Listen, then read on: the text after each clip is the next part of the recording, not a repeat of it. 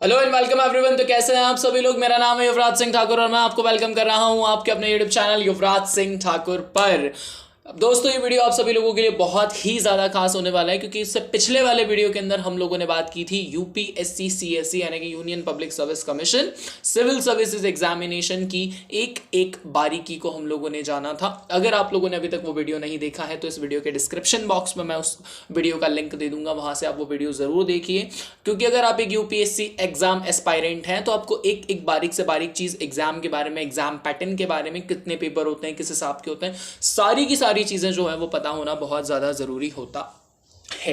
अब किसी भी एग्जाम को क्रैक करने के लिए या उसको क्रैक करने का ड्रीम देखने के लिए दो चीज़ें बहुत ज़्यादा इंपॉर्टेंट होती हैं। सबसे पहली चीज़ तो कि आपको उस एग्जाम के बारे में एक बारीक से बारीक चीज़ पता हो, जो कि मैं आपको पिछले वीडियो के अंदर बता चुका हूं, जिसका लिंक मैंने डिस्क्रिप्शन बॉक्स में दे दिया है। वहां से जो है वो वीडियो देख सकते हैं अगर आपने अभी तक नहीं देखा है।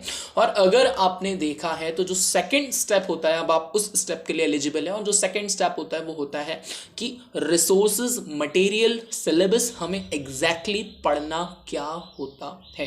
अगर आप यूपीएससी एग्जाम के बारे में बात करेंगे तो एक बहुत ही बड़ा मिथ है, यूपीएससी एग्जाम के लिए बहुत सारी किताबें पढ़नी पड़ती है, एक्सेट्रा एक्सेट्रा। बहुत सारे लोगों से आपने अलग अलग टाइप की बातें सुनी होंगी, मैंने भी सुनी है, इसीलिए मैं आप लोगों को बता रहा हूँ। आप लोगों ने भी डेफिनेटली सुनी होगी। हाँ, ये बात है, सिलेबस बहुत ज़्यादा वास्ट है, बहुत सारी चीज़ें जो है वो आपको पढ़ना पड़ती हैं।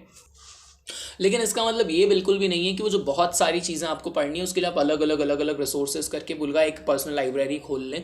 अगर कोई भी इंसान नॉलेज के लिए पढ़ना चाहता है, पीएचडी करना चाहता है किसी भी पर्टिकुलर सब्जेक्ट में, तो उसके लिए कोई बाउंडेशन नहीं, वो 10 तरह की, 20 तरह की, 50 तरह की भी बुक्स पढ़ सकता है और पीएचडी कर सकता है। लेकिन जितने भी एस्पायरेंट्स मेरा ये वीडियो देख रहे हैं उन सभी लोगों को मैं एक चीज़ बताना चाहता हूँ, अभी हम लोगों का जो प्राइम मोटिव है वो मोटिव है एग्जाम को क्लियर करना। इसलिए हमें उन्हीं लिमिटेड बुक्स के साथ इस एग्जाम में पढ़ना चाहिए जिन बुक से कंटिन्यूसली एग्जाम में क्वेश्चंस आते हैं, या जिन बुक से हम इन क्वेश्चंस को जो है वो एडमायर करके सॉल्व कर सकें। तो मैं इस वीडियो में आप सभी लोगों को बताऊंगा दो तरह की बुक्स के बारे में। मतलब बुक्स तो जो है उन्हें मैंने दो कैटेगरी में कैटेगराइज किया है। पहली जो कैटेगरी है वो है बेसिक बुक्स की, और जो दूसरी कैटेगरी है वो है स्टैंडर्ड बुक्स की। दोनों ही तरह की बुक्स बहुत ज़्यादा इंपॉर्टेंट है, क्योंकि बेसिक बुक्स आपका पूरा बेसिक स्ट्रक्चर ही क्रिएट नहीं करेंगे, बल्कि बेसिक बुक्स के क्वेश्चंस कभी कभी डायरेक्टली एग्जाम में आ जाते हैं। स्टैंडर्ड बुक से तो कंसेप्ट्स आते हैं, पर बेसिक बुक्स के क्वेश्चंस कभी कभी डायरेक्टली आ जाते हैं। बेसिक बुक्स के बारे में जब मैं आपको बताऊंगा तो आपको मेरी बात थोड़ी सी सही भी लगेगी। तो वीडियो को ज़्यादा स्ट्रेच मैं नहीं कर रहा हूँ, सीधे सीधे हम लोग बुक्स के ऊपर आ रहे हैं। सबसे पहली जो कैटेगरी मैंने आप लोगों को बताई वो कैटेगरी है आप लोगों की बेसिक बुक्स की। और बेसिक बुक्स की कैटेगरी के अंदर मैंने रखी है एनसीईआरटी की बुक्स। हर सब्जेक्ट के लिए आपकी कौन से क्लास की एनसीईआरटी और नया वर्जन या पुराना वर्जन, कौन सा वर्जन इंपॉर्टेंट है, ये हम लोग यहाँ पर बात करेंगे। सबसे पहले फर्स्ट प्रायोरिटी के ऊपर अगर हम लोग बात करें तो ज्योग्राफी की बुक के ऊपर तो एकमात्र ऐसी एनसीईआरटी की बुक है जो आपको क्लास 6 से लेकर 12 तक पूरी की पूरी पढ़नी है। अब जब मैंने फर्स्ट बुक ही ऐसी बता दी जिसमें इतना बड़ा सिलेबस है, तो बहुत सारे लोग मेरे इस वीडियो को यहाँ से स्किप करके चले जाएंगे कि ये तो पता नहीं क्या क्या ही बताने वाले हैं इस वीडियो के अंदर। लेकिन एक बात मैं आप सभी लोगों को क्लियर कर देता हूँ, सिर्फ ज्योग्राफी एक ऐसा सब्जेक्ट है जो 6, 7, 8, 9, 10, 11, 12 इन सारी ही क्लासेस की एनसीईआरटी बहुत बहुत बहुत ज़्यादा इंपॉर्टेंट है और आपको सारी ही पढ़ना पड़ेंगी, क्योंकि इनके जो कॉन्सेप्ट्स हैं वो हर क्लास की बुक से लिंक होकर आपको सुपीरियर बुक्स की तरफ लेकर के जाएंगे। और ज्योग्राफी के बारे में एक और अच्छी बात है, अगर आपने 6 से लेकर 12 तक सारी एनसीईआरटी की बुक्स पढ़ी है तो आपको कोई भी स्टैंडर्ड बुक्स ज्योग्राफी के लिए नहीं पढ़ना है। यानी हर सब्जेक्ट में एनसीईआरटीज अगर कम है तो कुछ स्टैंडर्ड बुक्स भी आपको प्रेफर करना पड़ेंगी, पर ज्योग्राफी में सिर्फ 6 to 12 आपको एनसीईआरटी पढ़ना है, then there is no standard book for that. Second subject के बारे में अगर हम लोग बात करें तो सेकंड सब्जेक्ट आता है आपका इन्वायरमेंट एंड इकोलॉजी।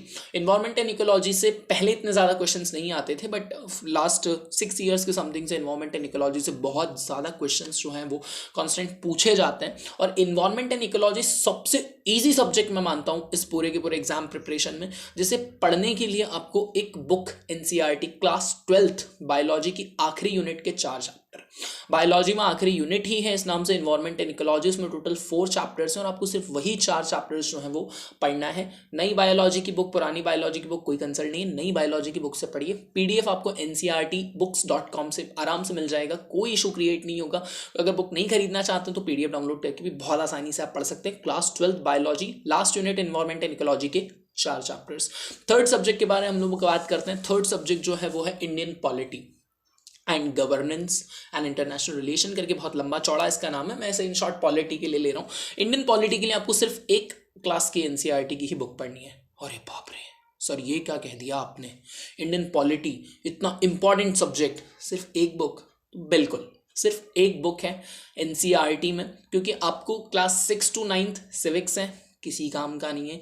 9th-10th में डेमोक्रेटिक पॉलिटिक्स, कोई काम की नहीं है। सिर्फ एक किताब जो आपका पॉलिटी पूरी तरह से आपको जैसा यूपीएससी एग्जाम पूछता है वैसे प्रिपेयर करवा देगा, वो है क्लास 11th का इंडियन कॉन्स्टिट्यूशन एंड वर्क, जिसका न्यू वर्जन आपको पढ़ना है, ओल्ड वर्जन नहीं पढ़ना है, न्यू वर्जन पढ़ना है, Indian constitution and work, class 11th की एनसीईआरटी। सेकेंड हम लोग बात करते हैं इकोनॉमिक्स के लिए, तो टोटल यहाँ पर आप लोगों की 2 बुक्स आप लोगों को पढ़नी है।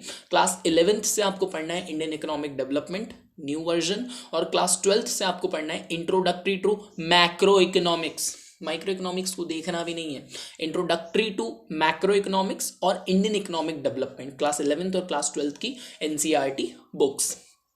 अब मेरे favourite subject, personal favourite subject के बारे में बात करते हैं, हिस्ट्री के बारे में। वैसे तो हिस्ट्री मैं पर्सनली यही एडवाइस करूँगा, 6, 7, 8, 9, 10th, 11th, 12th सारी हिस्ट्री की बुक्स पढ़ लो, बहुत फ़ायदे में रहोगे।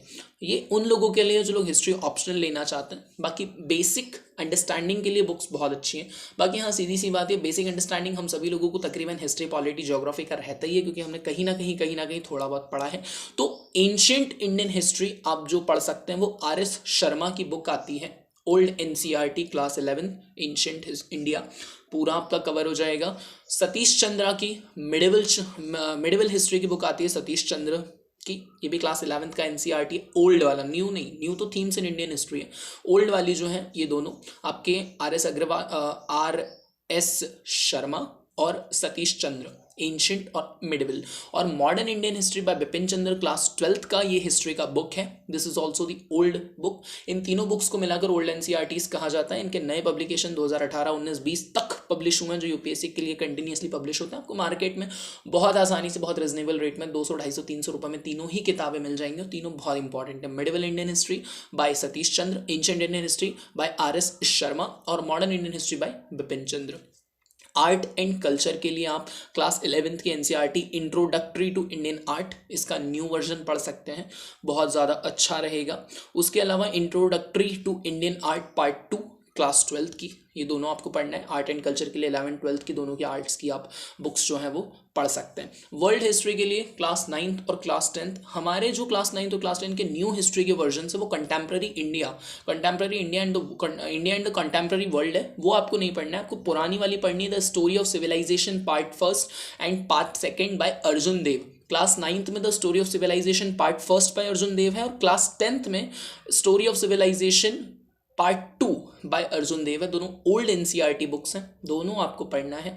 आप किसी भी यूपीएससी की वेबसाइट से बुक्स का पीडीएफ बहुत आसानी से डाउनलोड कर सकते हैं, that's not the big deal. और अगर आप नहीं कर पा रहे हैं तो डिस्क्रिप्शन बॉक्स में टेलीग्राम चैनल का लिंक है, टेलीग्राम चैनल ज्वाइन करो, सारी बुक्स वहाँ डाल दूंगा मैं, वहाँ से आप डाउनलोड कर सकते हैं। नेक्स्ट हम लोग बात करें सोशल इशूज़ के बारे में, तो जो बच्चे आर्ट्स लेते हैं है ना 11th 12th में, उन लोगों के लिए भी बुक्स आती हैं। तो आपकी इंडियन सोसाइटी क्लास 12th का आपको बुक लेने की ज़रूरत नहीं, वही पीडीएफ वाली बात है फिर से, कि क्लास 12th इंडियन सोसाइटी का न्यू वर्जन आप बहुत आसानी से पढ़ सकते हैं। सोशल इशूज़ आपके क्लियर हो जाएंगे, इतना ज़्यादा कंसर्न नहीं है। इंटरनेशनल रिलेशन में भी सोशल इशूज़ जो हैं वो आपको काम आ जाएंगे। और class 6th 7th 8th 9th और 10th 4 क्लासेस की साइंस की एनसीईआरटी की बुक्स आपको पढ़ना पड़ेंगी, क्योंकि साइंस एंड टेक से प्रिलिमिनरी एग्जामिनेशन में बहुत ज़्यादा क्वेश्चंस आ रहे हैं। मेंस में भी कुछ आते हैं, पर प्रीलिम्स में जो है वो ज़्यादा क्वेश्चन साइंस एंड टेक पर फोकस किया जा रहा है, क्योंकि साइंटिफिक इनोवेशंस बहुत सारे हो रहे हैं। और रेगुलर करंट अफेयर्स में भी अगर आप देखेंगे तो हर कंट्री साइंटिफिक इनोवेशन कर रही है, इसी वजह से साइंस जो है ज़्यादा इंपॉर्टेंट हो जाता है। क्योंकि मेंस में आपको जो आंसर करंट अफेयर्स के बेसिस पे लिखना होता है, उसका जो कॉन्सेप्ट होता है वो आपको पता होना चाहिए। तो कॉन्सेप्ट आपको पता चलेगा 6, 7, 8, 9, 10th की साइंस की बुक्स। एनसीईआरटी एक ही है, अभी वाला जो वर्जन है आप बहुत आसानी से पढ़ लो। 6 to 10 साइंस इतना ज़्यादा टफ भी नहीं है, 6 to 10 साइंस काफ़ी ईजी भी है, आप आसानी से पढ़ सकेंगे और आसानी से कवर कर लेंगे, क्योंकि हम सभी लोग 6 to 10 पास करने के बाद ही यूपीएससी देने के लिए आए हैं।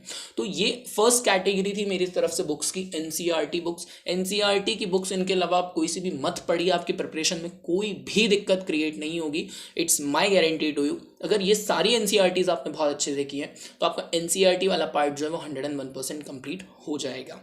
जो सेकंड कैटेगरी ऑफ बुक्स हैं वो है स्टैंडर्ड बुक्स। इन किताबों को थोड़ा सा ध्यान से सुनिएगा, क्योंकि ये किताबों को क्रिएटेड बहुत सारे मिथ हैं। सबसे पहले बात करते हैं इंडियन पॉलिटी के बारे में।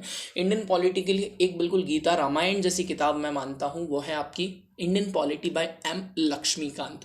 एम लक्ष्मीकांत सर की इंडियन पॉलिटी बहुत सिंपल लैंग्वेज में है, प्रीवियस ईयर क्वेश्चंस भी उन्होंने उसमें इंक्लूडेड किए हैं वगैरह, काफ़ी सारा अच्छा मटेरियल उन्होंने उस किताब के अंदर लिया है। अब इस किताब को लेकर कन्फ्यूज़न है हम कौन सा वर्जन पढ़ें, हमारे पास पुराना एडिशन है, अब 6th रिवाइज्ड एडिशन आ गया है, 7th एडिशन आने वाला है, कौन सा एडिशन ले, चौथा है, पाँचवा है, कोई फ़र्क नहीं पड़ता।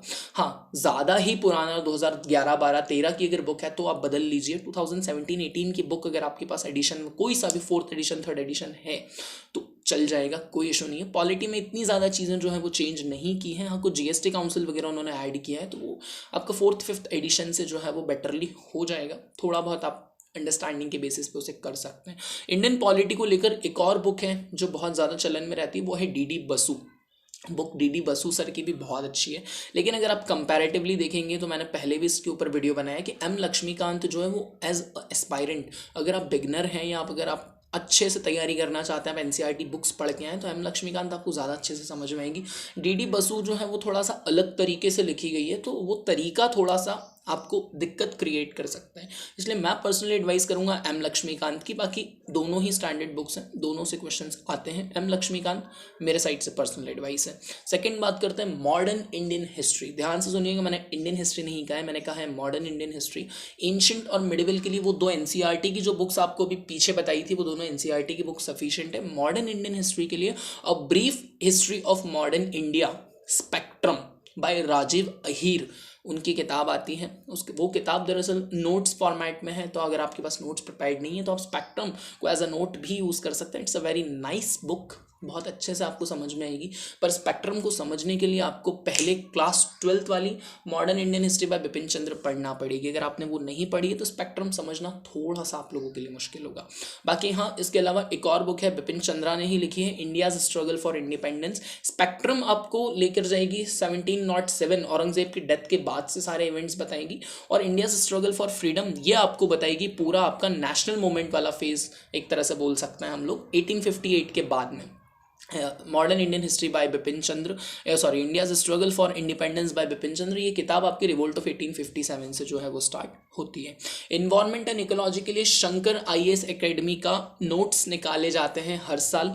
ये आपको थोड़ा सा ये ध्यान रखना है कि ये थोड़ा सा लेटेस्ट आप लें, क्योंकि आप जब भी प्रिपरेशन स्टार्ट कर रहे हैं तभी लेंगे। इसका भी पीडीएफ जो है वो शंकर आईएएस की वेबसाइट पे अवेलेबल हो जाता है, तो अगर आपने कोई नोट्स ले लिए हैं, कोई किताब ले ली है, तो आप पीडीएफ डाउनलोड करके उसमें कुछ अपडेशन अगर आता है तो कर सकते हैं, कोई भी इशू नहीं आएगा।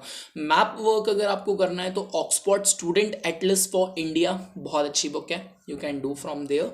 और आपकी इकोनॉमिक्स की बुक तो वैसे तो 2 एनसीईआरटीज़ के बाद आपको इकोनॉमिक्स के लिए ज़रूरत नहीं है, बिल्कुल भी ज़रूरत नहीं है। बाकी हाँ, the Indian economy bye Sanjeev Verma, ये बहुत अच्छी किताब है। लोग अब यहाँ पर भी एक डाउट आएगा कि सर रमेश सिंह की बुक आपने क्यों नाम नहीं लिया। देखिए, ऐसा नहीं है कि मुझे रमेश सिंह जी की बुक के बारे में नहीं पता है कि इकोनॉमिक्स की अच्छी बुक है, बहुत सारे इशूज़ जो होते हैं वो जाते हैं। बाकी जो रमेश सिंह जी की बुक है वो थोड़ी सी बल्कि बुक है, और आपकी ये जो Indian economy bye Sanjeev Verma है ये थोड़ा सा कट शॉर्ट बुक है। ये अगर आप वो 2 एनसीईआरटीज़ करके आते हैं तो इस बुक से आपका काम हो जाएगा, rest depends completely on you.